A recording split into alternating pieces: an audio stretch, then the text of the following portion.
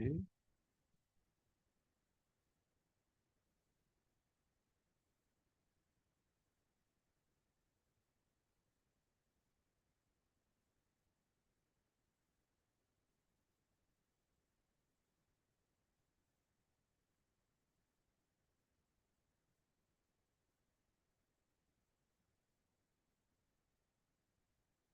Okay, I wanted to come back to synchronization one more time, and then next time we will start virtualization.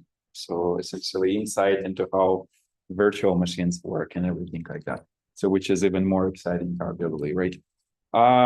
Okay, just a reminder, right? So what we were doing is that last time we said, okay, non-scalable log are real pain, especially with a large number of ports. So please be very, very careful. And please, if you really like multiple ports are conflicting on a single cache line, that's essentially a cause for disaster. So you have to do something else. So one way to do it is to use those scalable MCS logs, which represent each log as a queue, and so each thread waiting on the log essentially waits on a different cache line, right? Just a reminder. Do we remember this? Okay, so that was one way to solve this problem, right? But there was a couple of others, and so one other way which I was trying to explain last time was this read copy update. And read copy update was this magical synchronization primitive, which had a very interesting property. So readers didn't really have to acquire a log. So essentially, remember, implementation of a RCU critical section was just like a flag which disables preemption on a local CPU, right? And do we remember how it works? Who can tell me? So here we, for example, maintain a list of elements, right? So 3 ball cat, and readers who read this list essentially they can access the list, and essentially writers they, for example, can remove the cat, and cat can be removed with a single atomic update, essentially just updating the pointer right straight to from ball to GNU. And the question here is. Okay, at what point it's safe to deallocate cat, right? Do you remember this primitive? It's a little funky, like unless you really use it, it might not really strike as something what may even work. Do you guys any memories of how it works? You have some copy version for the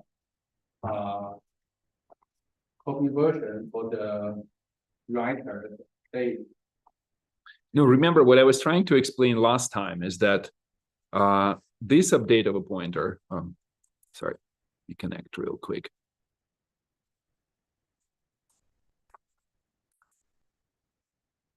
So, man, it doesn't show me. That's cute. Just basically useless at this point. Why? I lost my mouse pointer. That's pretty interesting. So I see it here, the mouse pointer I see on that screen, but not on mine. Yeah, okay, annotations. So this pointer update can be atomic, right? So it's just one pointer, right? So the real problem is how to make sure that no readers are currently accessing the cap, right? So how were we ensuring this property? Anyone remembers? No. Okay. Let me go over this again. So I don't know how many people were present. So essentially, the idea here is to introduce these 3 primitives. RCU read log, simple call, which essentially disables preemption on the CPU. What does it mean to disable a preemption? Do you guys remember? How can you implement this? I mean, what does it mean in general? What am I talking about? What is this preemption? What am I trying to disallow? So if I have a RCU read log, and I'm trying to access something here, RCU read unlock. Right? So if I get a timer interrupt right here, right? Like in x86, for example, if you get a timer interrupt, x86 unconditionally context switches, right? So it just says, okay, look, I will save the state here and I switch and execute some other process, right? And disabling preemption essentially just sets a flag on the CPU, like which says, okay, there's a flag, and your context switch code just looks at this flag and says, okay, well, I cannot really preempt, so sure, I will do nothing essentially and just continue running this thread. Does it make sense? Yeah. So it's a very simple primitive, and it's very, very fast because it's just an increment of a local variable on this specific CPU of this flag, right? And it's a per CPU flag. Do you understand this? Yeah. So because on another CPU, there will be another preemption disabled flag, right? Right? Yeah. So it means that we essentially said, okay, in this case, we disable preemption. And in order to make sure that everyone on every CPU, everyone exits the critical section, RCU provides you the following function, synchronize RCU. So essentially what it does here, it says for each CPU in the system, schedule me on this CPU. So essentially try running on this CPU, which means that if you run on this CPU, it means that the context switch happened, meaning that that if something was running inside the critical section, it exited, because if you got a chance to run on this CPU, it means that at least one context switch happened. Do you agree with this? Yeah. It's a little unusual, and maybe like maybe my explanation is a little I don't like that I don't have a pointer here. So for example, remember the example which we had for this non-scalable lock was essentially this function which was looking up a mount point, right? And essentially remember it was a hash table, and we were saying, okay, if we have a local mount.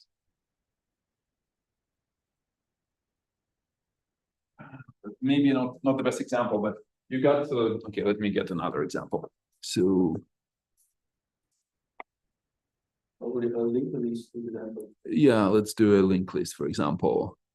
For example, this one. So that's a classical canonical example. Let me just quickly exit the slideshow so I can get the mouse pointer back.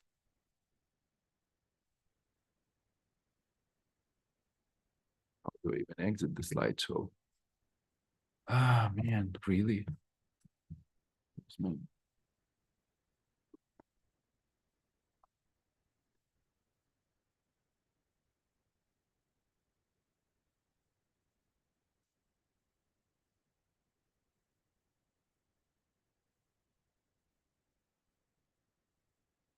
Do I have it now? Yeah, I do have it now.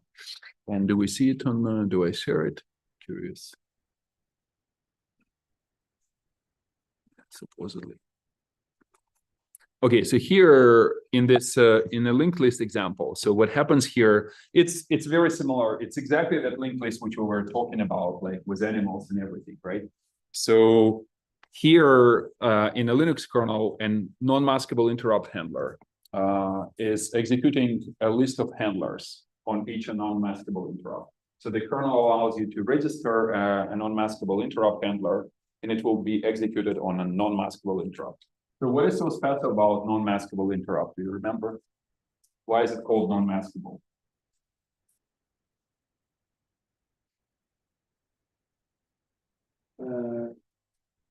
It must be interruptible. It must be what? Interruptible. Like normally, remember, CPU provides a flag. On Intel x86, it's inside the eFlags register on the 32-bit machine. So it's a flag which says whether you can preempt execution with an interrupt or not, right? And if you like, you by setting or unsetting this flag, you control whether the code can be interrupted, right? So normally you say, okay, look, I don't want to be preempted, or I don't want to be interrupted here, right? Because maybe I'm holding a lock, and remember, we don't, in a kernel, we don't hold the locks with interrupts enabled, right? And you typically say interrupts disable, IRQ disabled here, IRQ disabled. And then say IRQ enable. Right? Normal interrupts are full obey this flag, right? Non-maskable interrupt is vector number 2, which is okay.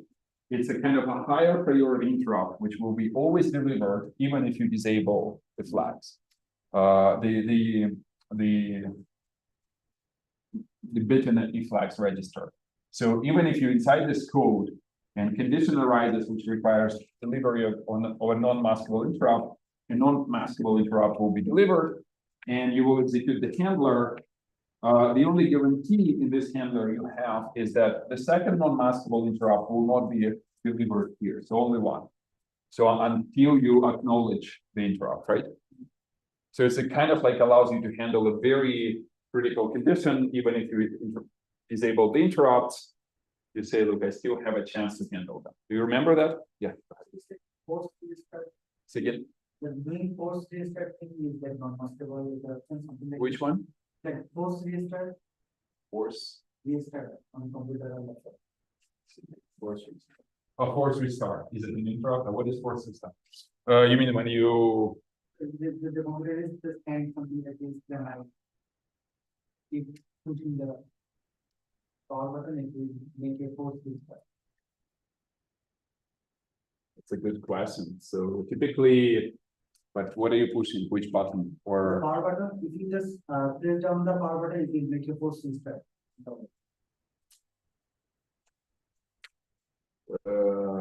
that's a great question. Does anyone know? Implementation can probably vary. So, like typically non-maskable interrupts are used like, man, what are they even used? First of all, you can program what you want to deliver to be delivered as a non-maskable interrupt. So for example, in our systems, I think we use inter-processor interrupts. Essentially, if we want to send an interrupt notification from one CPU to another, we program it to be a non-maskable interrupt. It doesn't like, and there is a specific reason why we choose to do that. And it might or might not match what you want to do, but let's assume that one.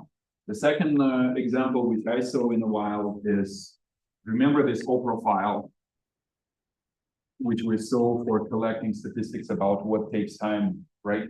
So O profile has a counter on the CPU, which essentially counts the number of instructions executed. And you can say, send me an interrupt every, let's say, 10,000 instructions or a smaller number. And those are often programmed as a non-maskable interrupts. Why is that? Because, again, technically speaking, it's just probably to increase precision of profiling. So you can probably handle them as a maskable interrupts as well. The power button itself, when you push the power button,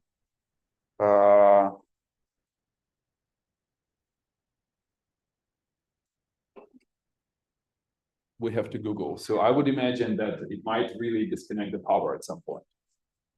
But I don't know how the power button works. So yeah, let's take a look. If Zafan doesn't know, you don't know. So we have to look. Long pressing, we always have to handle it. Like, there are two buttons, the power button. When you press it once, it's just a regular button. You can handle it, but when you press it for like 5 seconds or more, that is handled by firmware. I don't think one thing. Yeah, remember, I forget if I mentioned it in this class, but I keep mentioning in other classes that there are multiple layers of firmware which are running on your machine. One of them is like called system management mode, which runs initialized by the BIOS. And what Zafang is saying that most likely the press of a power button triggers the transition into this code which runs inside system management mode. And maybe it can react somehow, but most likely, like maybe take a snapshot of what's going on in the system, but most likely it will just overcycle the system in some way. So I don't think when you press the power button, it's a good question whether it even gets to the OS or not. So what you're saying that when you push it once, it what? Yeah, I guess. It gets to the OS with some kind of an. Consider it a button, right? Just from the what's the extent access in the program? It's something inside is From using it, I do know, press it, it'll start doing shutting down animations that are run by the operating system, whether it's. But yeah, if you hold it, it's like practically. Okay, let's read on it. It's good to know how it works, and I apologize that I don't. But the reason I keep bringing, first of all, I wanted to kind of again bring back the understanding of non-maskable interrupts. The funny part about non-maskable interrupts. So imagine you, for example, that Intel allows you to execute on a separate stack that at least guarantees that this stack exists and in a good shape, because other interrupts maybe already screwed up the stack before. And so that's nice to have them. Like, for example, Linux definitely configures, man, I don't remember anymore. I have to come back to this. Okay, but the point which I wanted to make sure is that it would be,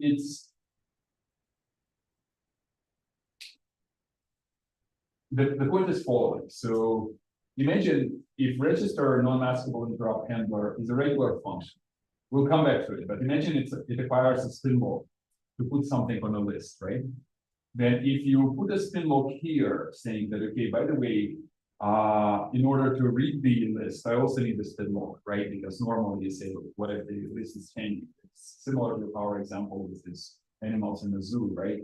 Then what if you executing this code inside register and NMI handler and a real NMI comes in, right? Then it's a deadlock because the NMI handler will try to acquire a read lock, but the write lock is already acquired, right? So it's kind of it's a problem, right? So at this point, it would be nice not to have any locks in a non-maskable interrupt handler. And RCU allows you to do that, right? So essentially, this is exactly an example again from the animal list.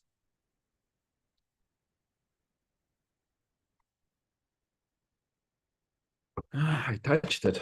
I didn't touch the power button, but I touched some other button. Okay, we're back. So, but I lost my sharing. Let me share. Now I lost my pointer. It's like every time I will be doing, we'll never finish this then. Oh, why? So I'm here with my Zoom. Really? Back to meeting. Okay, resharing the desktop again. So here, what we have is that really,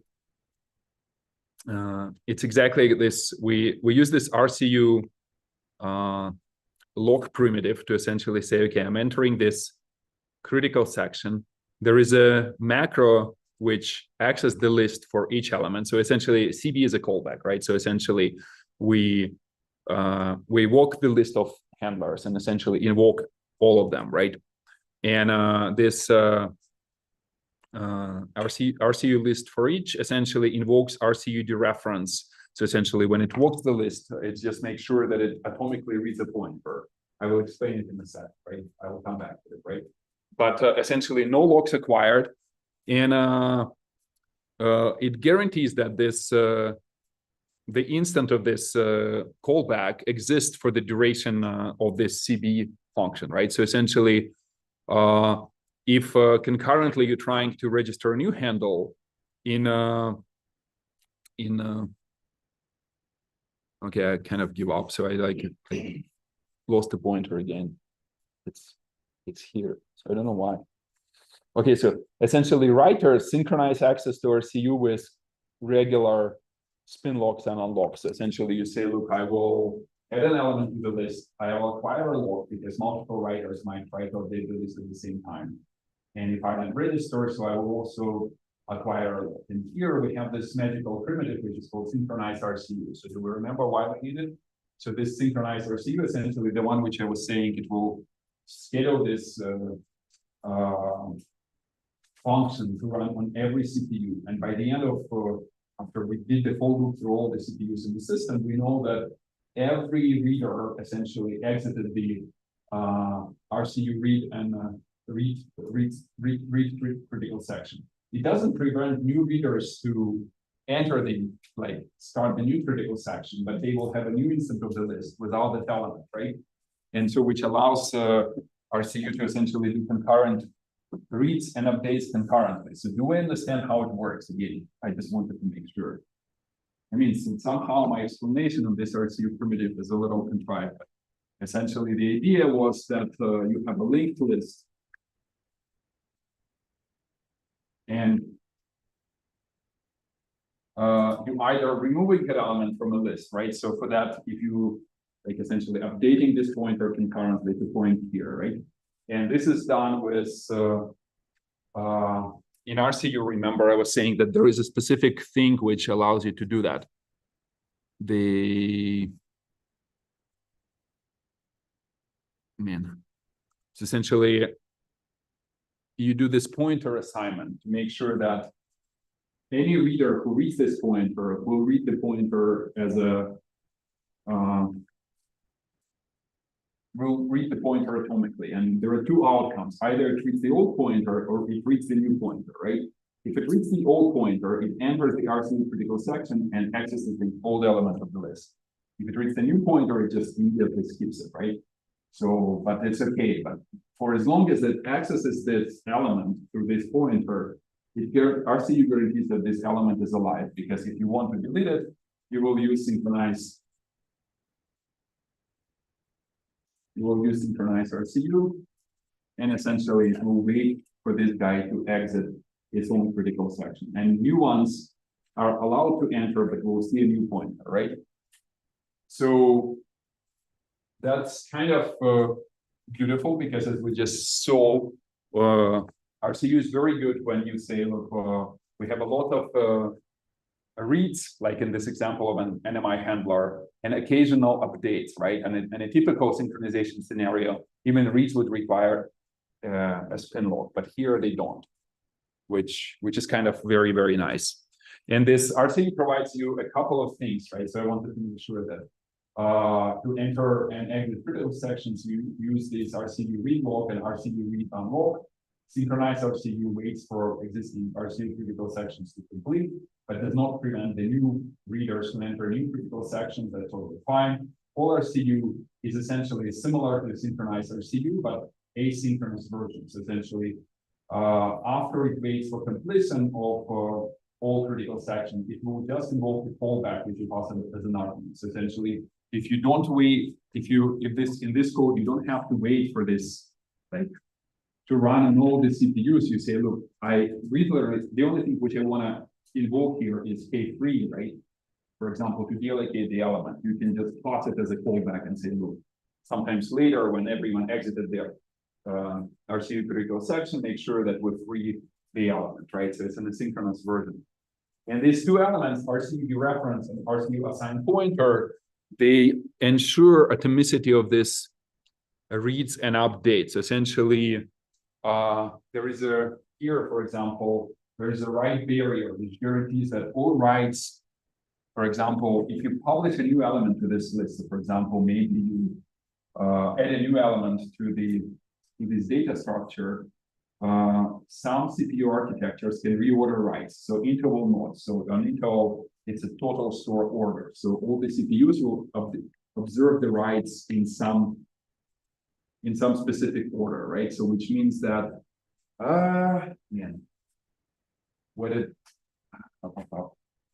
Intel actually, am I right that Intel does not reorder? So if you do the two moves, You do two stores. That all the CPUs will observe them in this order on Intel. There might be Stores. Right. But it does not guarantee the order of loads or not. Which means, okay, tricky business, but okay. It is, but you should invest a lecture on what is it, on the consistency models, right? But essentially, this right guarantees that the like all the updates to those data structures here will be in memory by the time you read the pointer. So you read the data structure in a coherent manner, right? It's not okay to kind of leave it like that, because obviously it would be nice to understand what's going on here. So maybe I should come back to this at some point later. But okay, my goal today was to like make sure that we understand RCU. So essentially, an old way to implement this data structure was essentially Linux and other systems were providing something what is called reader-writer locks. It's a spin lock which allows multiple readers to acquire the lock at the same time, right? Because that's okay to have multiple readers.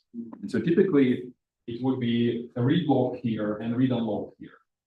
But of course, it's still like has a scalability problem because it's intent on the same task line. In the case of the RCU, we don't, right? So that's beautiful. So if you have lots of multiple reads, then we're golden with RCU and occasional updates. What else we can use RCU for? The paper which I assigned, right? So was also talking about the case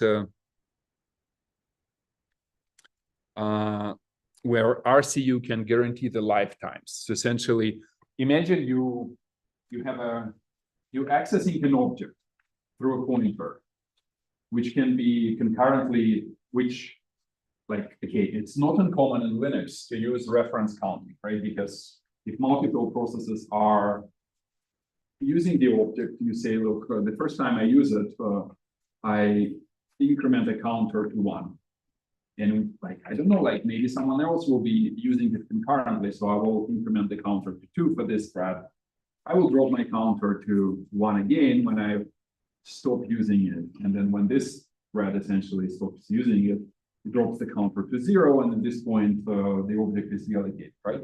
So typically, or obviously, if you want to guarantee the lifetime of this object, you have to acquire a reference counter. So something like ref count get, and then do something on the object and ref count put, right? Again, that's a scalability problem because reference counters are implemented with atomic increments and atomic decrement, which access the same cache line, right? So RCU actually gives you this guarantee of a short lifetime. So essentially, if you have a lifetime which is reasonably short, so for example, here in this example, somewhere in a network stack, the code essentially copies these sock opts, which are some set on socket options, into the packet, right? And essentially the idea here that you have to guarantee that these sock ops stay alive for the duration of this copy, right? So typically a typical pattern would be like acquire a reference counter and drop the reference counter at the end, right? But RCU allows you to do that this way, right? So essentially you say, look, I enter the RCU critical section, I dereference this RCU pointer, and anyone who wants to essentially free those opts, right? Essentially reassigning maybe a new ops to this pointer, like right here, and trying to deallocate the old one. So here we use the RCU callback. We'll make sure that essentially all the critical section which use this old pointer complete, right?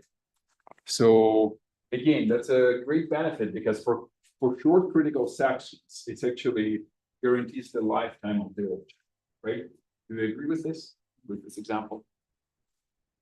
Is it clear to everyone?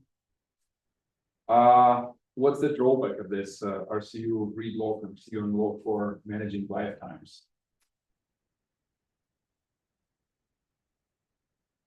extra space. No, like, maybe I should rephrase, in what case you cannot do this trick?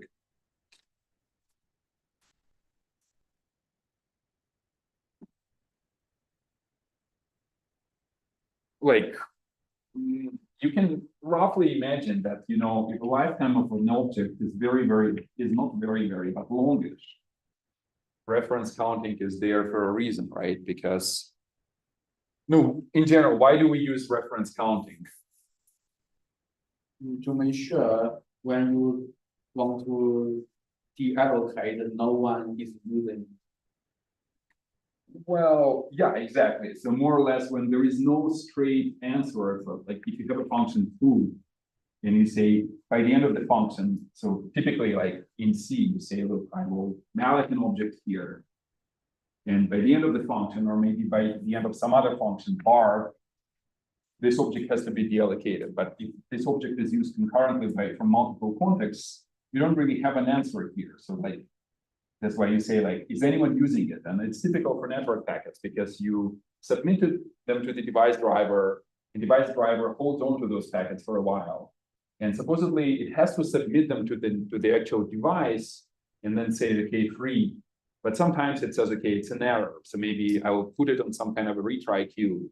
And maybe you will try later sending this packet again, because I don't want to drop it right away. I'll just try, maybe my queues were full and I will just say, maybe later on I will be able to submit it on the network. So just give it back to some slow pass mechanism, right? So it's not always guaranteed that by the end of the submit function, it's safe to deallocate the packet. So maybe you still have to hold on to it, right? So that's the programming pattern. So the question is like, can you solve this programming pattern with RCU or not? When you really like, it's a network packet and you want to put it on the device queue of the device.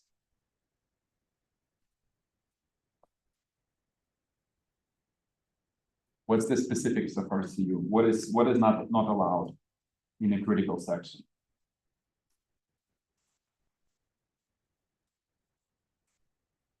Let me ask gentleman in the back, sorry, don't you? Yes, no? Do you know the answer? Okay. Do you understand RCU in general? In a percentage from 0 to 100. 40%.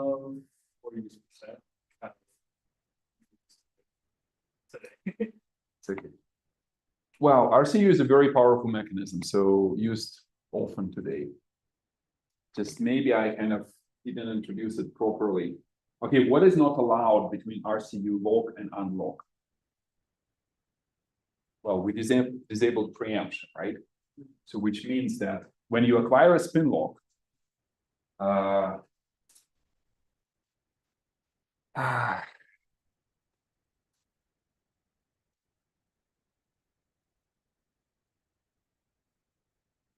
preemption is technically allowed.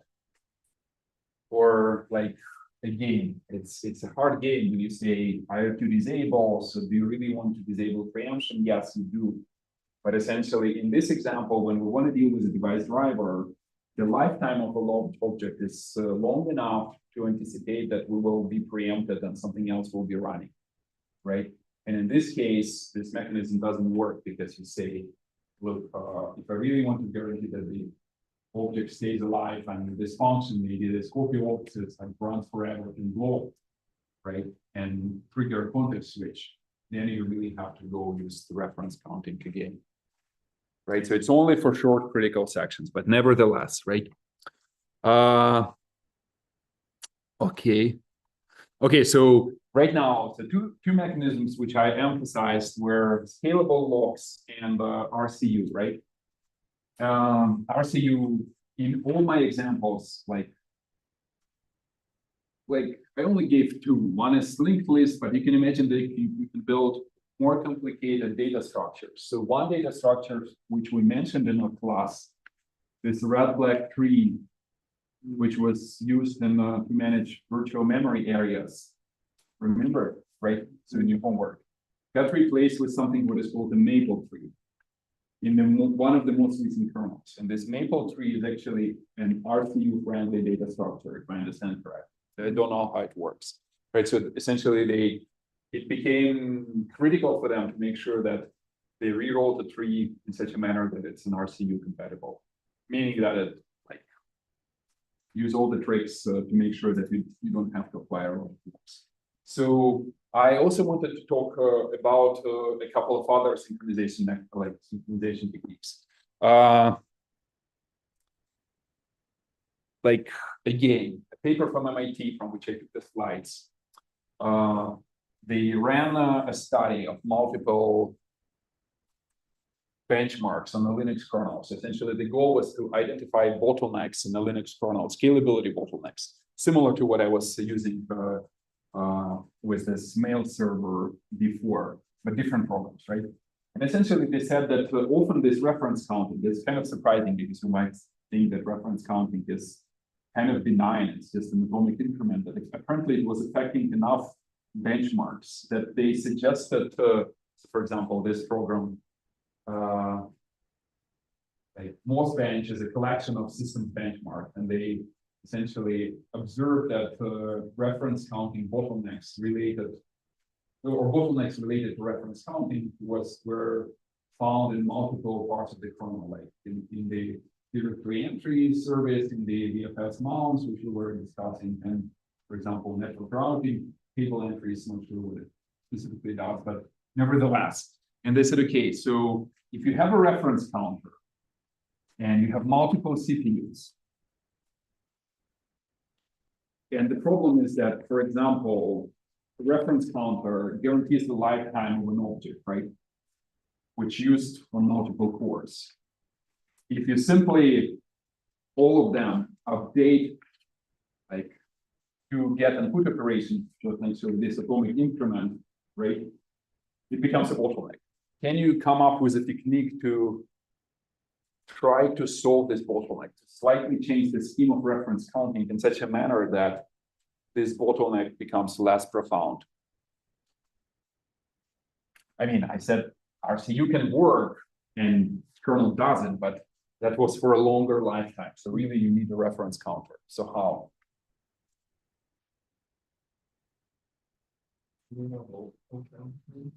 You have multiple counters, like which ones?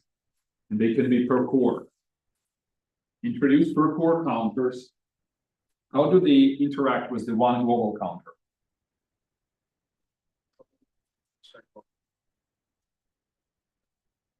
So they call them sloppy counters, right? So the main idea is that when you say, look, it's the first time I have my local copy, it's the first time I try to increment a counter in this core. Instead of like incrementing it just by one, you say increment this global counter by n. And say that you have n spare local copies. And you keep counting that you gave away one to something, right? Like some thread which is local to you. And maybe a thread decrements a counter and you still have n spare copies, right? And so on. At some point you say, look, this counter dropped to 0, so maybe you deallocate the global counter to 0 and then the object gets deallocated, right? But if all of them make reservation of n, they can serve local requests from this local quota of references, right? Which means that normally most of the increments and decrements hit the local counter and look like why they're sloppy, because the allocation is a little bit delayed, right? Because maybe, well, depends on how you structure it, right? But essentially, if you don't immediately, like essentially when you go from n to, when you go from 1 to 0 here, the question, do you immediately go back to the global counter? Probably not. So you have to keep it around for a while, which means that this object is still in memory, but it's okay to delay the deallocation for some time. But apparently this like technique of this sloppy counting, essentially having that you have a cache of local objects on a core, is the main trick, right? You agree?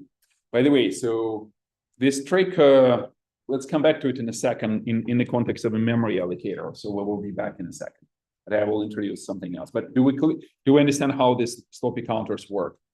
Okay, kind of a very simple trick, but nevertheless, right? So, okay, another thing which I wanted to emphasize is this idea of log-free synchronization, right? So, and I I kind of talked a little bit about it, right? So remember when we were introducing the MCS log, we kind of observed that it uses this two primitives, maybe exchange and compare and swap, right? And there is a range of those instructions, but these two are probably most frequently used, right? So with store exchange, it was used in the traditional spin log, where we're trying to compare, like exchange the local variable and see if it was locked before us. So it's essentially exchange does an unconditional atomic exchange and returns the old value, right? Do we remember how it works? And we also saw atomic increment, right? So that's fine. So again, no locks is one instruction. Another powerful instruction is this compare and swap. So compare and swap, essentially what it does here, it takes a pointer to a memory location, and it takes two arguments: the old value, which it expects to find there in this location, and the new value, right? And if the old value, which is stored in this memory location, is equal to this old, essentially the value, expected value, which you want to see there, then the load, essentially the store happens and the new value is stored in memory, right?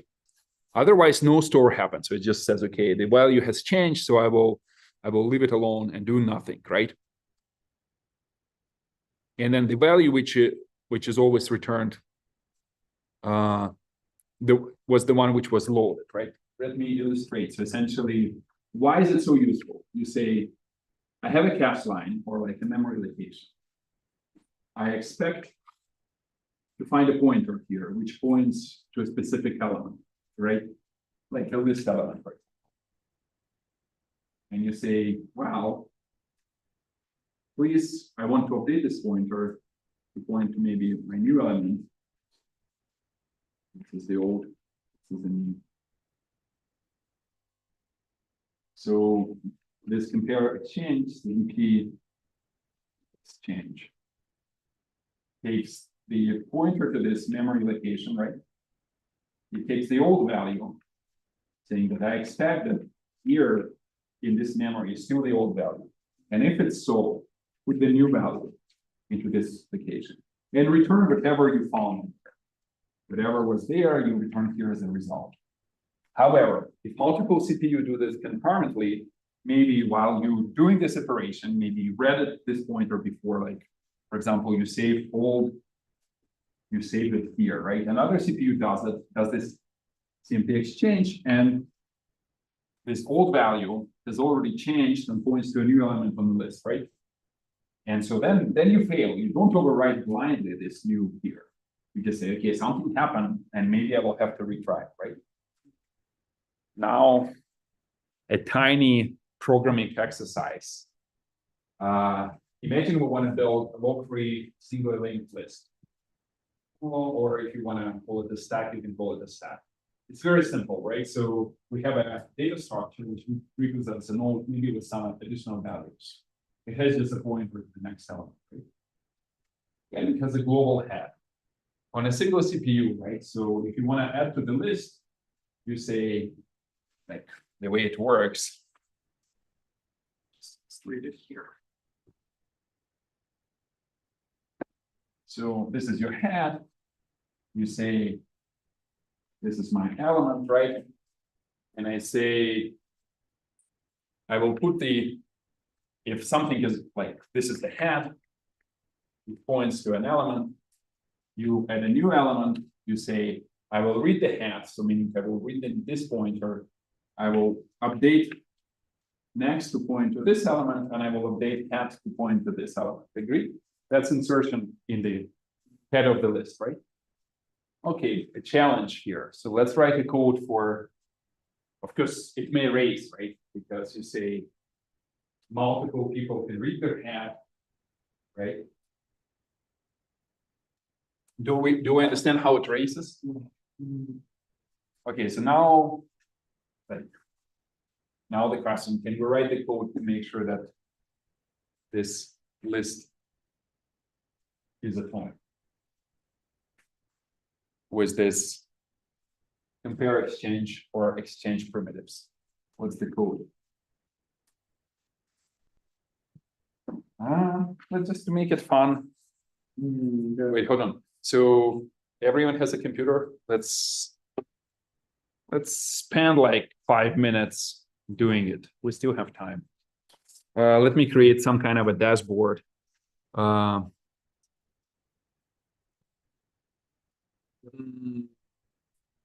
do we want? We want, let me share my entire screen for now. Share. Let me go to maybe HackMD. Or how do we want to what's a new node? Man, is there like a way to do a short? Copy.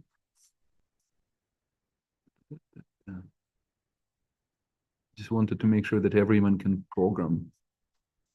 Edit. Copy it.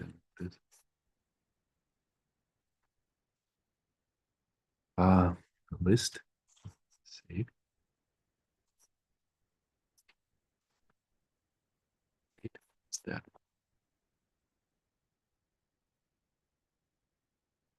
Just wanted to make sure that the list is, man.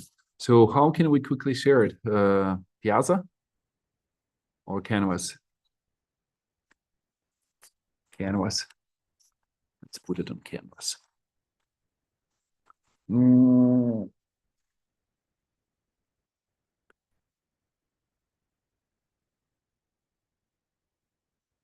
But at least you will have some fun programming it. So can you guys go on Canvas? Yeah.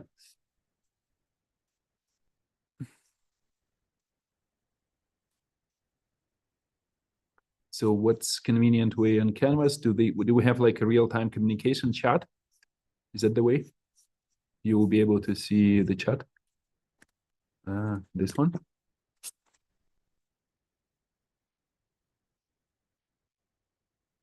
Can someone open and check that they have right permissions to this link? Or maybe I have to copy it somehow. No. Okay, let me just reshare it. Edit mode, preview. Only me. Everyone, right? Everyone. Does it work now? Okay, cool. So the way you write it here, let's say, okay, this is for Anton.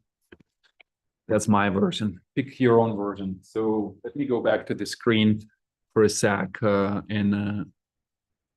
linked list is sitting here. It's okay, write me this function, list add, in such a manner that it's opponent.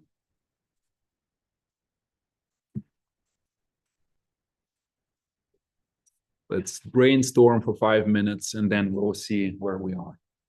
At least it will wake you up.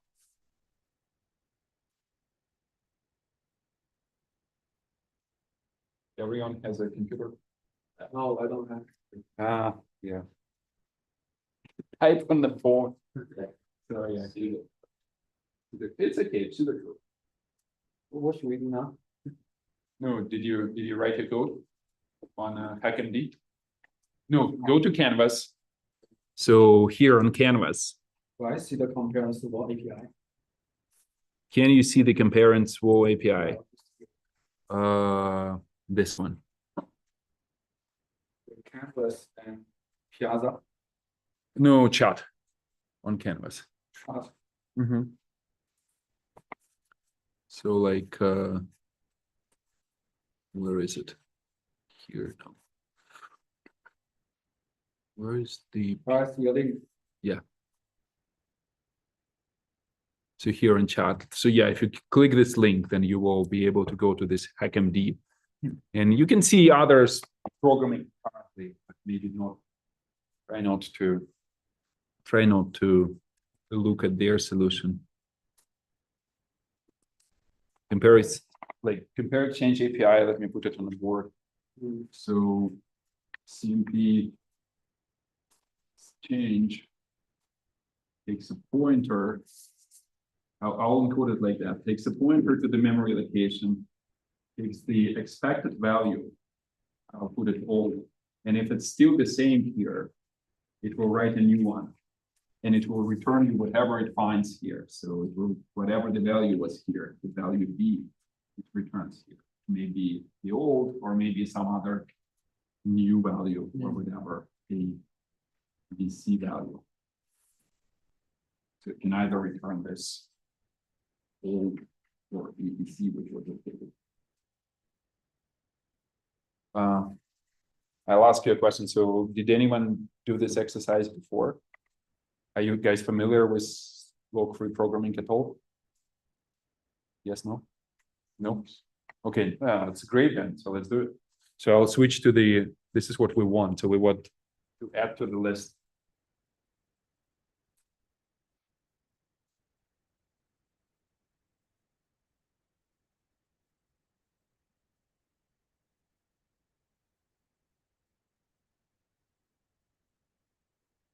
So the current one, this was the current, like 8 pointer, currently 8 pointer in a pointer. Then node needs, do the node needs with that current head and compare with how that function like. Compare and swap or compare. Until they are not. Yeah. That's That's what we have to do. I think so, yeah. I agree.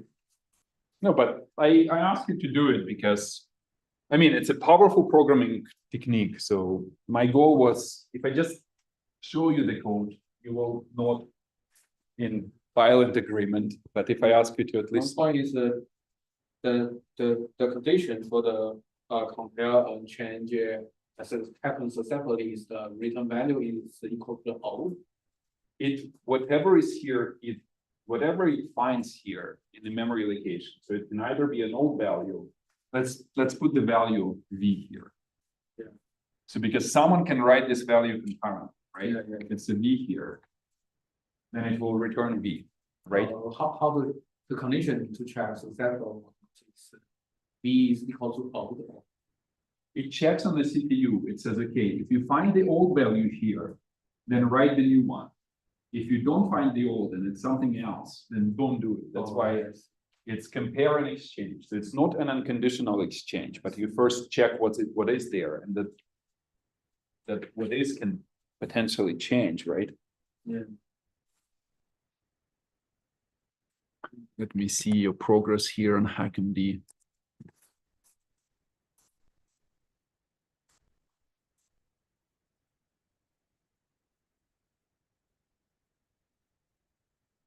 Okay.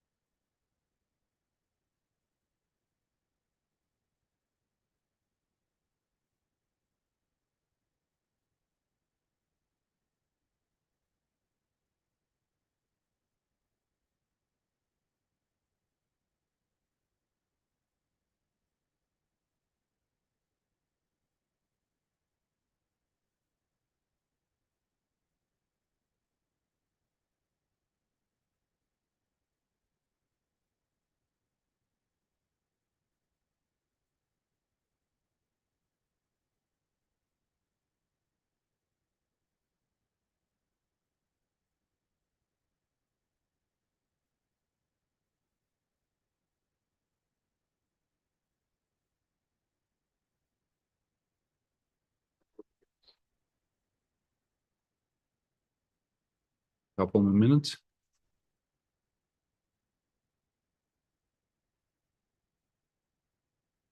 Okay, John. Okay, probably a couple more minutes.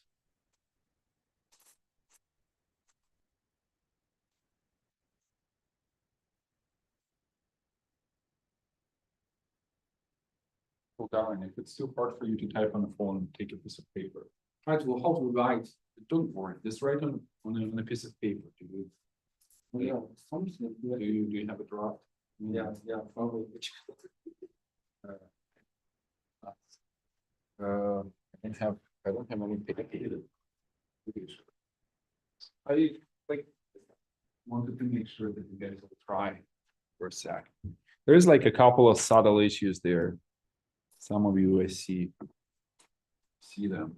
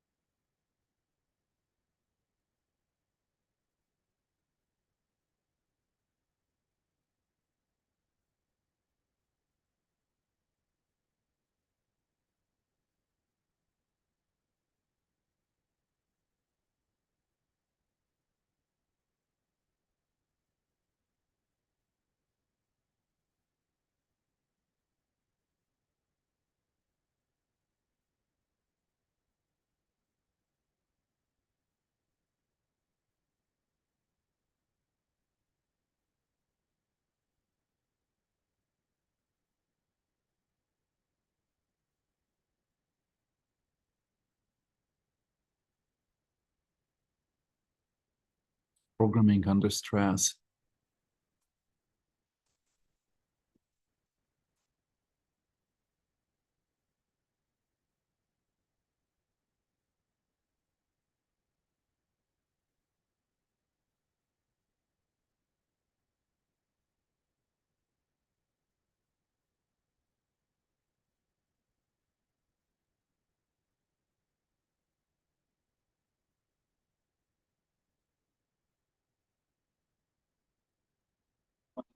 On this second because I don't have enough people here. I only see 1, 2, 3, 4, 5, 6, 7, 8. 8 attempts. We have more people in the room than 8. Plus Jerry. How you on the canvas? Yeah.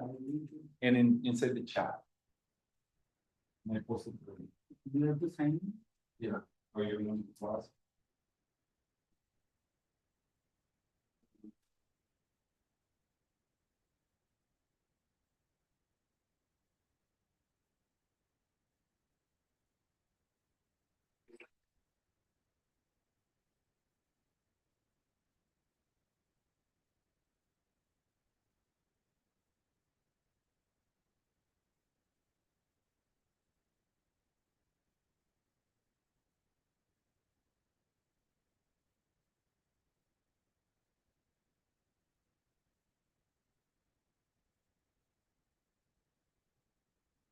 Nathan, and you need to check the condition from compare exchange and do something, right? When you so think of what you have to do.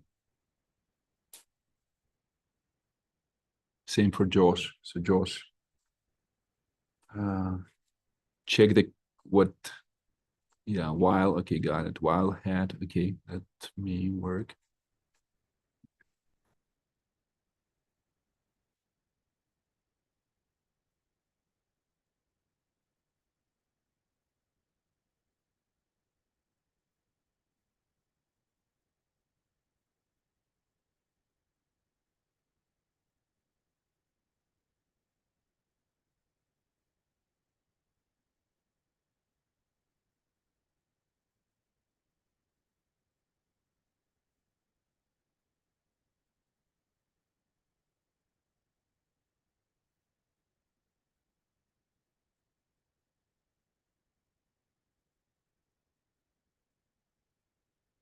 Oh man.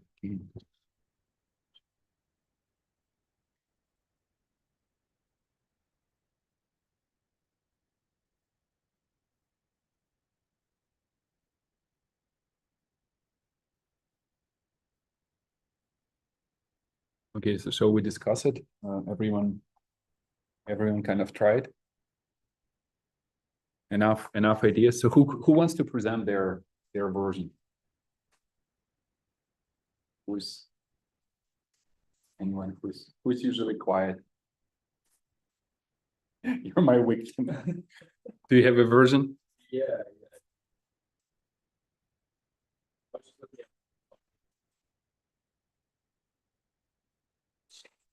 Mm-hmm.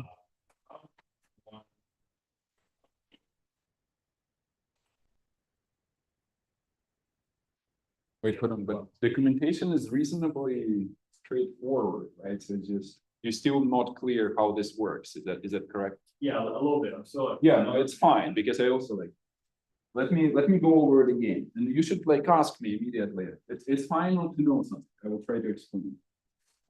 It says, okay, I'll take a pointer to a memory location, this pointer. Location, let's say 8 bytes. And I will take 2 arguments, the old value, which I expect to see here, and the new one. And I will atomically check whether the value under the location is equal to old, which I'm passing here. And if it's true, I will override it with new. And I will return the old value, which I found there as a result, right? However, if instead of old here, I find some kind of a new value, ABC, written concurrently, I'll do nothing with the new one, and I will just return ABC to signal that I found something different. It's an interesting primitive. So it's essentially conditional. Typically, people call this primitive compare. No, it's actually compare and exchange. Okay, so who wants to talk about their solution? Oh, again, some quiet people. Who wants? No, the Funk has a like. The Funk knows how to write code. We'll skip him for now. Okay, Caden, that your version looks reasonable actually, almost there. Okay. Well, I haven't finished typing it out yet, but my reasoning here is that we make a copy of the head variable Yeah. and then when we do the compare exchange, we say well, if the old value of the head is equal to our copy of it, meaning that there wasn't some update in between the time we did some initialization stuff, then we're okay. Otherwise, I'm thinking maybe swap it back somehow and try again. Yeah, but you don't have to swap it back. You have to swap. So you kind of like optimistically try to exchange, hoping that you will find the old value. But if you don't, then you retry again. So this retry pass is missing here in your code. Let me see what Diego has. Diego is still typing. So Josh, pop up. While old had almost. So okay, Nathan. But no loop, like no one wants to retry. Jerry. Jerry is also still trying to finish retrying. Darren. Okay, Yassine is still started. Okay, Josh, okay, Diego. Okay, we have the Funk. So the Funk should have a solution. Okay. Okay, let's take a look at what the Funk is doing.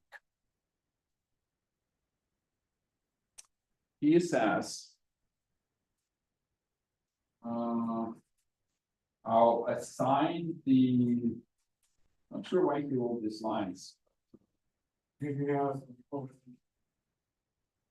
okay, so that's because he enrolled one iteration of the loop, right? So what he does here is that I will read the head, right, into the old head. I will try to assign the old head to the next pointer.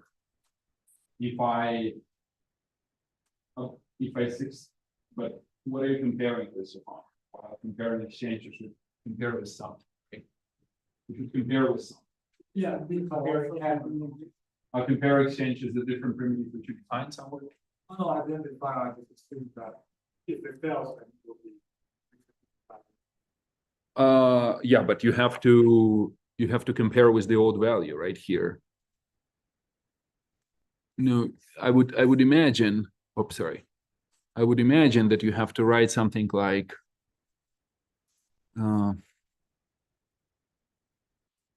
equals, oh, sorry. That compare what?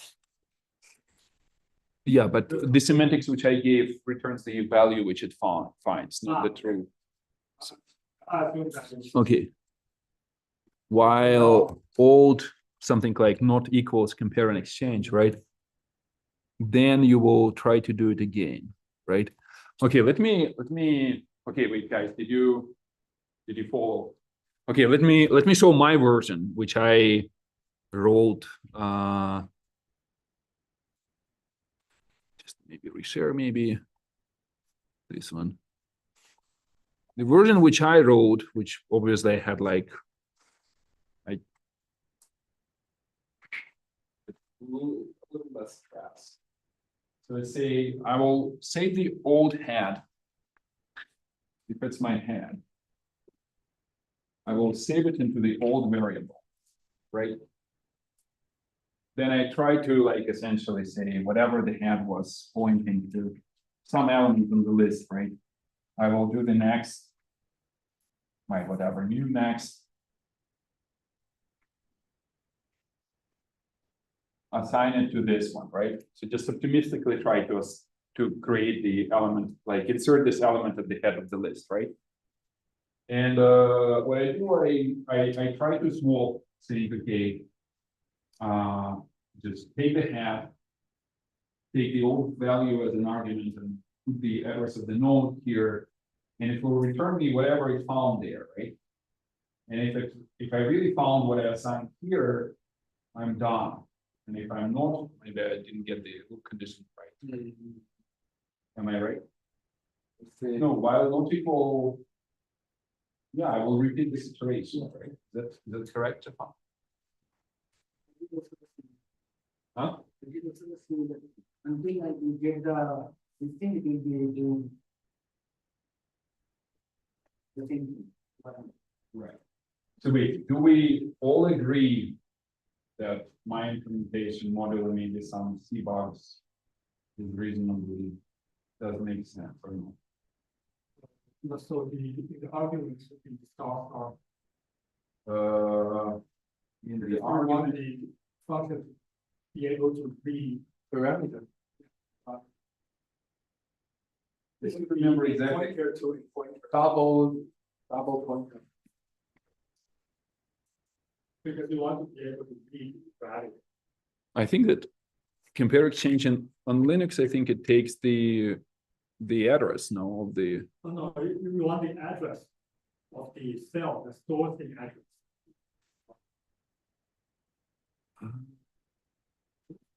Head stores the, I'm updating head itself, right? So that's my head, and I wanna.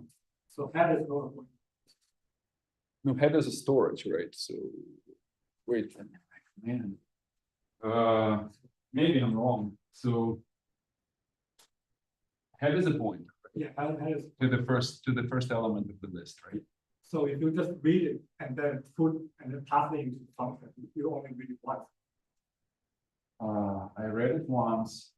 So here you take the address of head, which is on the stack. Because it's the same. Ah, man, sorry, I was reading. Sorry. Yeah. Or maybe, so when I was writing it, sorry, I was thinking in terms of, let me see what I'm sharing. I was thinking in terms like something like this.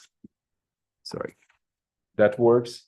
If I accessing the global variable, yeah, which is maybe not ideal, right? So now I'm writing into head directly, and I'm comparing with the old value and the new, right? Does this make sense? Okay, so again, so any So- questions? So conclusion, it's not so easy to understand. It's not, but this one is reasonably complete. So Zafang mentions in his writing that it's prone to an ADA problem. So what is this ADA problem, Zafang? No, it doesn't actually matter. It only matters if you like remove something. But in this case, I don't think.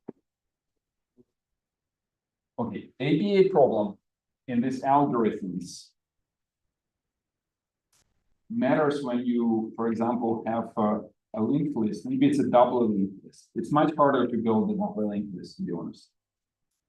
But it matters that if you say, if you take the value of this pointer, for example, trying to see that, okay, like, and use it as an old. It may happen that this element, meanwhile, got completely like let's say thousands of instructions has passed. This element got deallocated. The whole tail of the list got changed. But it so happened that this the allocator, which is not unlikely, allocated yet another completely different element, and it's already was placed in a queue, but the pointer is the same, right? It can happen because you say, look, this element means something else. It has a completely different pointer here, for example, and other things. Maybe it has a different value as well. But the storage for this element is where the previous, like the old version of this list was, right? And it's kind of like it changes from A to B back to A, right? So meaning that the system moves so fast that my old pointer, like it can happen here as well. So you have, for example, points to something, element of the list, right? And someone pulls this element from a list while you like doing these instructions, and it inserts a new element into this list again, right? In this specific case, it doesn't matter because it looks like it doesn't matter, at least naively, right? You say my pointer still points to the head, right? So because the head is still the same, right? So it seems that it's benign, but in more complex situations, when you want to update multiple pointers, you may run into a problem that the storage got reused for a completely different element, right? So what do you think might be a solution? ABA is a hard problem, so there is no real good solution, I think, and I'm not an expert in that field, but what people typically do, they extend the pointer with, let's say, a version number and do compare and swap on two words, hoping that the changes in the versions change so infrequently that it's unrealistic that, that may happen in practice. So that probably, strictly speaking, doesn't solve the ABM problem. It still theoretically can happen, but in practice will not, right? So that's what Jafang means in his code. But nevertheless, my point was that you can use this compare exchange primitives to your advantage. And I wanted to look at yet another example, a hash table. So remember, we were talking about the possibility of constructing a concurrent hash table with these atomic primitives. A hash table which doesn't require any locking on insertion and read pass. So can someone sketch me a design for this hash table, a possible design with compare and swap primitives? How can it work? What is a hash table? It's similar to this because you can treat every bucket as the head of the pointer. Right.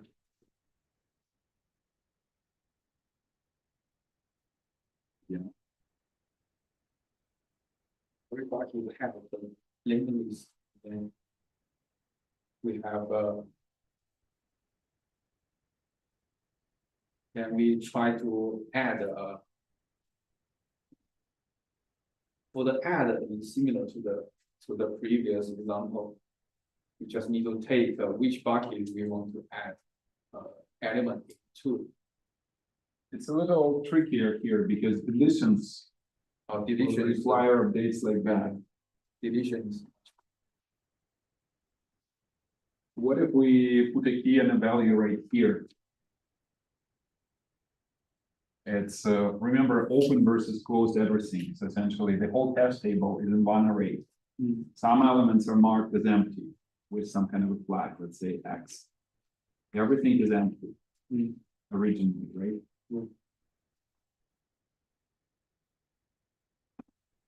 You are trying to, if you take a key, you take a hash of a key, you have a position in this array, right? Yeah. You read this position and you read X empty. So you try to insert in this position, right? Doing a compare exchange with whatever, the address of this position, the X, and the new value, let's say your key value pair that you're trying to insert, right? Agree with this? Yeah. If someone concurrently on another CPU wants to hash into this position as well, right? Like maybe it's a different key, just a collision, right? Agree? Of course, you might find that compare exchange does not return X, right, and fails. So maybe it already did someone place a key value pair here, right? So you say, well, depending on how you want to manage conflicts, the typical way to do it is do linear probing. You just go to the next element and essentially try to see if it's empty and do exchange here, right? Agree? Yes. Okay, and you wrap around and draw, and realistically that works pretty well with like a fill factor of up to 75. But it's, if it's full. If it's full, then you loop around and then Never waste. stop. Yeah, that's because the conflicts are Yeah. like, it's not like buckets, right? But up to 7 load factor is pretty practical. What about reads? How can read proceed? Read, just read it. Just read it, because reads are, remember, like as long as you read the whole cache line and it's not torn into multiple parts, like kind of you, Atomic. yeah, it's atomic. So you can just read. So on reads, you don't even have to, you don't even have to acquire any locks, right? Yeah. So if the value, if the key doesn't match, you go to the next one, because maybe it's a collision. So maybe you're looking for key2 and some value here, then you read this one, right? Yeah. What about deletions?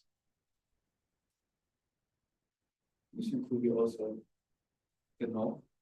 With this, with these schemes, deletions are a little bit tricky because you rely on the fact that if you had a collision, you moved forward in a hash table. So you cannot just simply put a next, because the next search will not find your key, right? So you put a special symbol, a tombstone, meaning that the storage, something was there, but it's no longer empty. The element is not there. And meaning that your search lookup will skip over tombstones and reach the empty spot saying that there is no key in the data set, right? But that seemed to work, right? And in fact, this is the algorithm on the screen here from a paper which implements that this hash table is called a folklore because was never published really in any academic journal, but it turns out that it's arguably one of the fastest concurrent hash tables. Like really, just because you don't have to acquire locks, it scales so well. And again, the beauty of it is that unless you really conflict on the same cache line, right? You maybe have multiple CPUs will walk different parts of this hash table.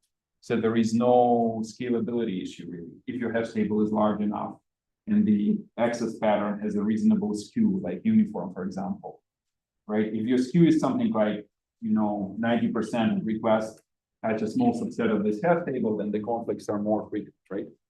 But I just wanted to make sure that with this compare and swap is essentially is almost the same as compare exchange. Maybe it says that it's semantically the same instruction.